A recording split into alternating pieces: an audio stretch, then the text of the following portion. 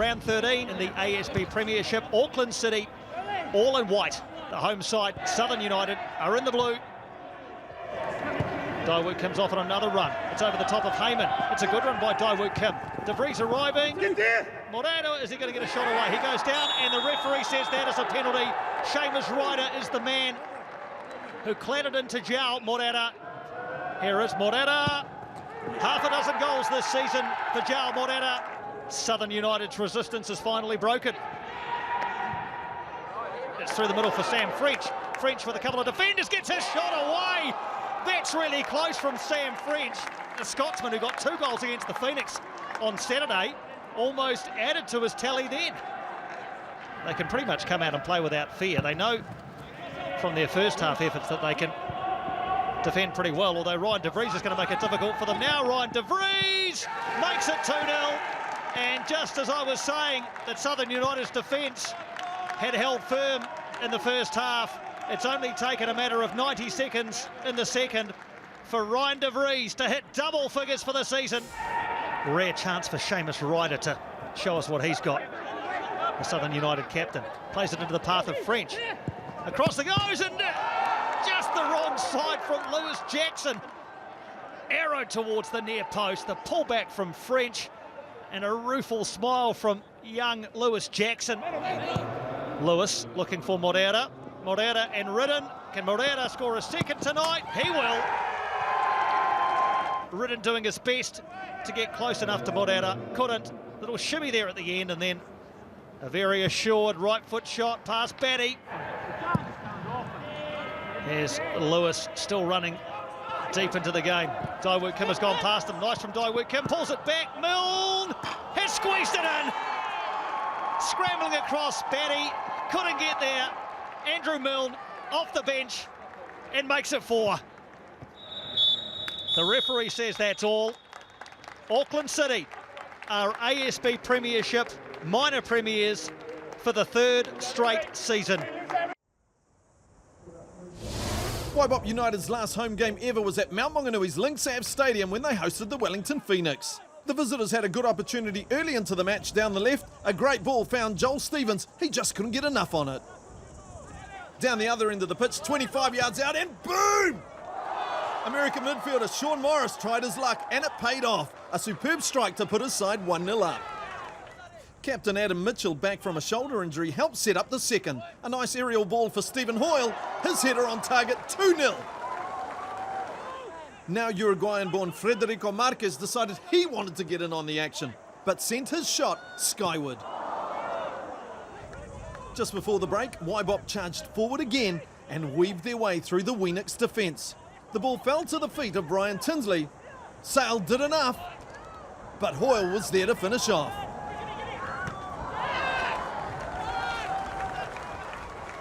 Trying to add to their 3-0 lead, Scott Hillier had a crack, but sent it over the crossbar. The hosts wasted no time in the second 45. Hoyle on the end of it to find his hat-trick, but the referee calls him for offside. Determined to grab one back, the visitors press forward. Frontman Logan Rogerson smashes it past Speedy's near post to pull one back. Into the 83rd minute, and WBvWP wanted a 4th. Mario Illich was the man who punished the Phoenix defence to make it 4-1. The Knicks fought until the end and were rewarded with another goal in the 88th. Ollie White responsible for the strike. Final score, 4-2 to WBvWP. An important game in the scope of who finishes where in the top 4 took place at the Capitals' David Farrington Park between the home side team Wellington and Hawke's Bay United. It only took 6 minutes before Sam Mason-Smith had his first shot on goal. It wouldn't go in, but Tom Biss was there to finish, 1-0 to the visitors. The first opportunity for Team Wellington came from a Cole Peverley free kick. Tom Jackson in the box but wasn't able to finish. Free kick whipped in from the left this time. Bill Robinson gets a touch but kept out by a great save from keeper Josh Hill. Golden Boot leader Ben Harris winds up with a shot but gets blocked, and Lewis Corrales on the second attempt can't keep it down. 1-0 it remained. A couple of minutes into the second half now as SUvAC helps the ball upfield for Harris to chase down. Harris goes in hard, but the challenge was deemed illegal. It was much to the dismay of his side, but especially Hawke's Bay's coach Brett Angel, who wasn't afraid to voice his opinion. He'd get a stern talking to by the ref before quietly resuming his place back on the coach's bench. 53 minutes gone and the visitors with another opportunity courtesy of a cross from Mason Smith. Biss this time sends it over the bar though. 57 up on the clock. Halpin's cross amounts to nothing, but they'd eventually get it back. Alex Fenaritas put an awesome ball through to Corrales. On this occasion though, it was deemed offside. So it was Team Wellington who enjoyed the majority of opportunities in the second half, and when they couldn't capitalise on them, well, it would only be a matter of time before the boys from the Bay would. And what a finish it was from Fabian Kurumata. He'd then disappear under a mountain of his teammates' bodies.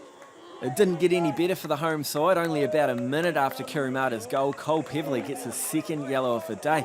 It turns out it will be a long walk back to the dressing room for the captain and a 1-week suspension to go with it. Desperate to get a third in what was so far proving to be the upset of round 13. Andrew Blake did some great work down that right-hand side before Scott Basselage with arguably the save of the game. A couple of minutes later, and Eiffel being an absolute nuisance in the box, he'd do well to get a ball to Biss, but the woodwork comes to Team Wellington's defence. And that would mark the last real hurrah of the game. 2-0 in the end, Hawke's Bay over Team Wellington, and perhaps, just perhaps, some tension between coaches as they call it a day. Waitakere getting set here. They'll be in the white. You've got Canterbury in the black. Canterbury United, overwhelming favourites heading into this one. They're sitting there in the top 4 at the moment. Very important they win here today. Oh, it's going to fall for Chang. Here's a chance. Saves it nicely off Jesse Dignan. Boy, Canterbury would love a goal here. Oh, off the line. Gee, that was a near thing. It looked like it was going in, didn't it? Still open here for Franchetti. Passed in and oh, Reaper is down.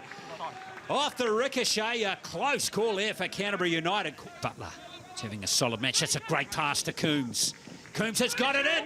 Berry with the shot and the goal. Beautifully finished from Waitakere. And you'd have to say that goal is deserved. Up goes De Jong, it's off the crossbar. Gee, it's still alive, Clapham. Straight to Robinson.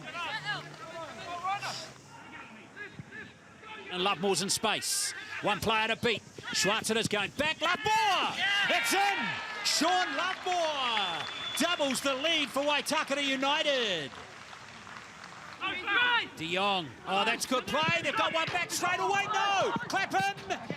Wow. Waitakere United, maybe it's just their day. Watch the big man. Get up, As Clapham swings one in. Oh, it's gone in. It's gone in. And there is the goal from Dan Terrace.